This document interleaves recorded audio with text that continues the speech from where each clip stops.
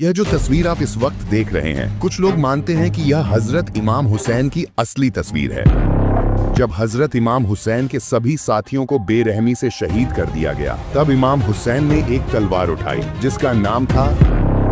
लेकिन इन जालिमों का इतने से भी मन नहीं भरा तो शिमर डरते हुए आगे बढ़ा और इमाम हुसैन का सर तन से अलग कर दिया गया। लेकिन ये बात सच है कि जब इमाम अलैहिस्सलाम का सर मुबारक मस्जिद के मिंबर पर रखा गया तो पूरी मस्जिद हिलने लगी।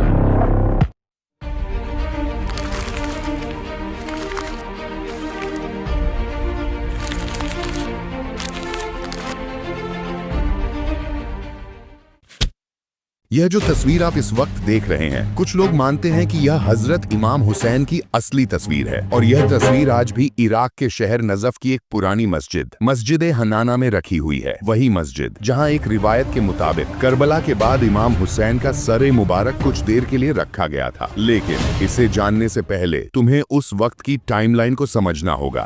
सन 680 ईस्वी जब हजरत इमाम हुसैन के सभी साथियों को बेरहमी से शहीद कर दिया गया, तब इमाम हुसैन ने एक तलवार उठाई जिसका नाम था जुल्फिकार। और फिर इमाम हुसैन तेजी से यजीदी लश्कर की ओर बढ़े, जिससे पूरे करबला में तूफान आ गया और एक के बाद एक सर नीचे गिरने लगे। आपकी रफ्तार इतनी तेज थी कि यजीदी फौज आपको डिटेक्ट ही नहीं कर पा रही थी कि हमला तीर से करे या तलवार से। आपने कुछ ही देर में 300 से ज्यादा लोगों को मौत के घाट उतार दिया था, वो भी तपती हुई रेत में। ये 4 दिनों का प्यासा इतनी बहादुरी से लड़ा और 6 घंटे तक यूं ही तलवार चलाता रहा। और इन 6 घंटों में इमाम हुसैन ने 1800 से ज्यादा लोगों को जहन्नुम बासिल कर दिया। और जब ये सब यजीदी कमांडर अमर बिन साद ने देखा तो वो बौखला गया और कहने लगा, ये अली का बेटा है, इस पर सभी लोग एक साथ हमला करो। अगर ये बच गया तो ये हमें जिंदा नहीं छोड़ेगा। फिर पूरे लश्कर ने इमाम हुसैन अलैहिस्सलाम पर एक साथ तीर बरसाए और पूरा जिस्म मुबारक तीरों से भर दिया और आप जमीन पर गिरे और अल्लाह के सामने आखिरी सजदा किया और शहीद हो गए। लेकिन इन जालिमों का इतने से भी मन नहीं भरा तो शिमर डरते हुए आगे बढ़ा और इमाम हुसैन का सर तन से अलग कर दिया गया और नेज़ों पर उठा लिया और इनके खेमों को आग लगा दी गई। और जो लोग बचे थे उन्हें रस्सियों में जकड़कर उबैदुल्लाह बिन ज़ियाद के पास ले जाया गया। जब उसने आपके सर मुबारक को देखा तो छड़ी मारने लगा और आपके चेहरे मुबारक के बारे में गलत अल्फाज कहने लगा। उस समय वहाँ हजरत ज़ैद बिन अरकम मौजूद थे, जो सहाबी थे और बुजुर्ग हो चुके थे। जब उन्होंने यह बेहुदा और जालिम हरकत देखी तो वह गम और गुस्से से कांप उठे और बोले, ऐ ज़ियाद, तू उस चेहरे पर छड़ी मार रहा है जिसे मैंने खुद रसूलुल्लाह को चूमते देखा है। फिर कहा, तू बर्बाद हो चुका है, तुमने रसूलुल्लाह के नवासे को शहीद किया और अब उनके चेहरे की तौहीन कर रहा है। और जब ये लश्कर यजीद के पास पहुंचा तो ये कहने लगा, देखा मेरे सामने खड़े होने का अंजाम, और अपने बाप दादाओं की पढ़ाई करने लगा। तब हजरत ज़ैनब खड़ी हुई और खुतबा देने लगी और ये इतना शानदार खुतबा था कि लोग कह रहे थे जैसे यजीद के सामने हजरत अली खड़े हो। आपने कहा, ऐ यजीद, क्या तू समझता है कि तूने जमीन और आसमान को हम पर तंग कर दिया है और अब हम तेरे कैदी हैं? क्या तूने यह समझ लिया कि तूने हमें शर्मिंदा कर दिया और अल्लाह के सामने तू सरफराज है? नहीं, बिल्कुल नहीं। तेरा यह सारा इंतजाम धोखा है। तेरा राज कुछ दिनों का है, बहुत जल्द तुझे भी अपने अजाब का सामना करना होगा। अल्लाह इंसाफ करने वाला है और तू उसके दरबार से भाग नहीं सकता। तेरे पास आज ताकत है, तेरी गर्दन ऊंची है, लोग तेरे सामने झुके हुए हैं, मगर ये सब कुछ अल्लाह का इम्तिहान है। तूने हमारे मर्दों को कत्ल किया, हमारे बच्चों को यतीम किया, हमें कैद करके अपने दरबार में खड़ा कर दिया। लेकिन ऐ यजीद, तूने इस्लाम को नहीं मिटाया, तूने हुसैन को नहीं हराया। हम वो हैं जिन्हें रसूलुल्लाह ने अपनी औलाद कहा, जिनके लिए कुरान ने अहले बैत का लफ्ज इस्तेमाल किया। और तू कौन है?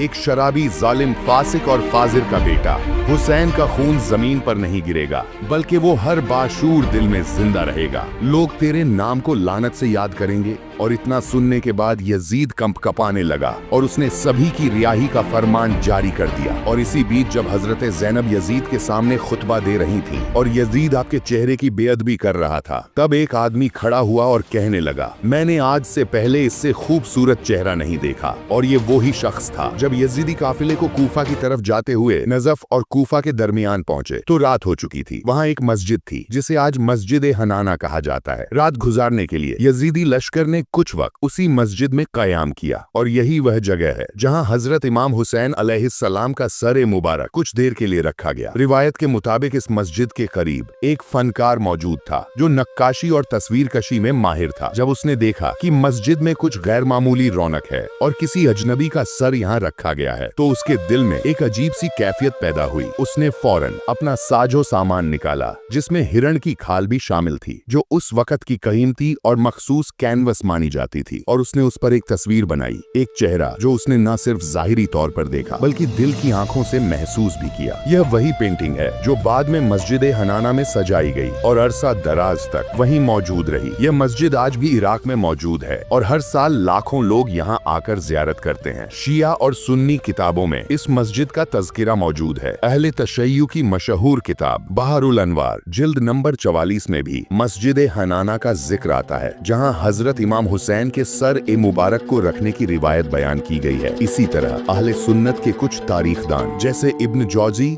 और इब्न असीर ने भी करबला के बाद के वाकयात में इस तरह के काफिले के कयाम का तज़किरा किया है, अगरचे मकाम का जिक्र वाज़ेह नहीं होता। जब वो ईसाई नक्श निगार अपनी जगह पर वापस आया तो उसने हैरत और खौफ के आलम में बताया, वो तस्वीर जो मैंने हिरण की खाल पर बनाई थी वो खुद से मुकम्मल हो चुकी है। उसने कहा, मैंने सिर्फ आंखें और होंठ बनाए थे लेकिन अब चेहरा मुकम्मल है, नूरानी है और लगता है जैसे कोई गैबी ताकत ने इसे मुकम्मल कर दिया हो। ये सुनकर काफिले के बाकी अफराद और हजरत इमाम ज़ैनुल आबिदीन भी इस बात पर हैरान हुए और उस नक्श निगार ने ऐलान किया, आज से मैं मुसलमान हूँ और मेरा दिल गवाही देता है कि हुसैन अलैहिस्सलाम हक के वारिस हैं। इस नौ मुस्लिम मुसव्विर ने वो तस्वीर हजरत इमाम ज़ैनुल आबिदीन को तोहफे में दे दी और कहा, यह तस्वीर मेरे दिल की हिदायत का निशान है। इस तस्वीर को बाद में मस्जिद हनाना में ही महफूज कर दिया गया। सदियों तक ये तस्वीर मस्जिद हनाना में एक मुक़द्दस तबर्रुक के तौर पर रखी गई। ज़ायरीन ज़ियारत के लिए आते, उस पर दुरूद भेजते और रोते कि इसी जगह पर इमाम हुसैन का सर मुबारक भी रखा गया था। अब आते हैं उस अफसोसनाक मरहले की तरफ जहां इस्लामी विरसे को लूटा गया। रिवायत के मुताबिक जब ब्रिटिश और यूरोपीय अफवाज ने इराक पर कब्जा किया तो उनके साथ आसारे कदीमा के माहिरीन भी थे। उन्होंने मस्जिद हनाना में मौजूद इस तारीखी तस्वीर को एक कीमती नमूना करार दिया और चोरी छुपे इसे यूरोप पहुंचा दिया। आज यह तस्वीर इटली के शहर रोम के एक म्यूजियम में मौजूद है जहां इसे एंशिएंट अननोन फेस के नाम से पेश किया जाता है, यानी एक नामालूम कदीम चेहरा। आज भी अगर आप मस्जिद हनाना जाएं तो वहां एक तस्वीर जियारत के लिए रखी हुई मिलेगी, लेकिन वाज़ेह रहे